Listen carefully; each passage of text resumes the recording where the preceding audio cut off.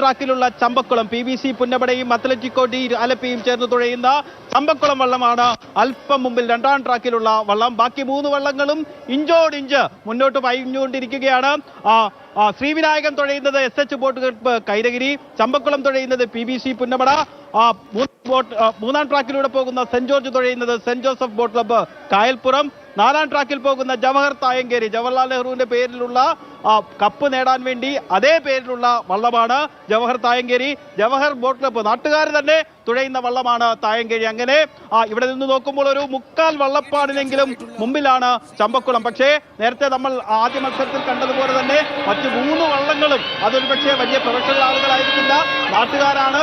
അവരുടെ ആവേശത്തിനും അവരുടെ കൈക്കരുത്തിനും അവരൊക്കെ ഈ 3 മാസത്തെ പരിശീലനം നമുക്ക് മൈക്ക് കൈമാറാം കണ്ണൻ നായരിലേക്കും മാർഷൽ വി സെബാസ്റ്റിനിലേക്കും അടുത്ത് അവരിൽ നിന്ന് നോക്കട്ടെ. അവർക്ക് കാണാൻ കഴിയുന്നുണ്ട് ആരാണ് മുന്നിലെന്ന്.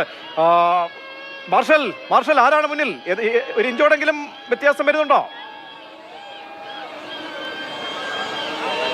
ആരാണ് മുന്നിലെന്ന് പറയാൻ പറ്റില്ല. തലയെടുപ്പോടുകൂടി 4 ചുണ്ടനും ഒരേ വേഗതയിൽ ഒരേ താളത്തിൽ ഒരുമിച്ച് ഇങ്ങനെ മുന്നോട്ട് വരുന്ന കാഴ്ചയാണ് ഇവിടെ നിന്ന് ഫിനിഷിംഗ് പോയിന്റ് നിന്ന് നമുക്ക് കാണാൻ വേണ്ടി കഴിക്കുന്നത്. ട്രാക്ക് ക്ലിയർ അല്ല, ട്രാക്കിൽ ആരാണ് ഏറ്റവും മുന്നിലെന്ന് അറിയാൻ വേണ്ടി സാധിക്കില്ല.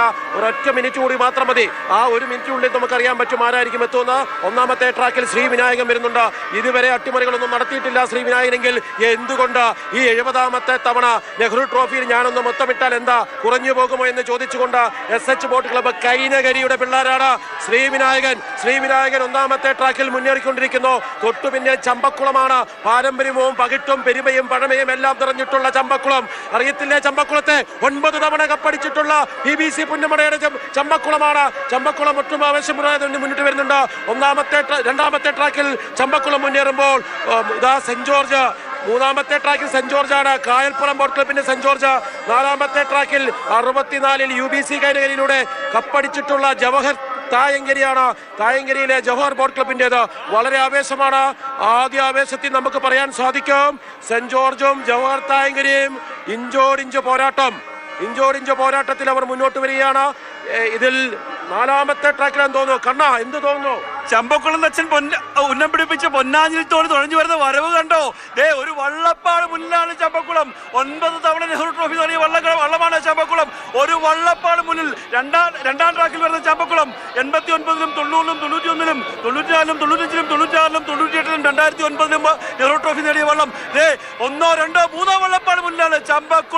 ചമ്പക്കുളം. സംശയമില്ല കണ്ണൻ നായരെ, ചമ്പക്കുളം. ഞാൻ നേരത്തെ പറഞ്ഞല്ലോ, പഴമയും പെരുമയും പാരമ്പര്യവും നിലനിർത്തിക്കൊണ്ടുള്ള ചമ്പക്കുളത്തിന് ഈ കായൽ പരപ്പിലെ ഓരോ കുഞ്ഞോളങ്ങളെയും തൊട്ടുതറിയാം. അവർ ആ കുഞ്ഞോളങ്ങളെ വേദനിപ്പിക്കില്ല.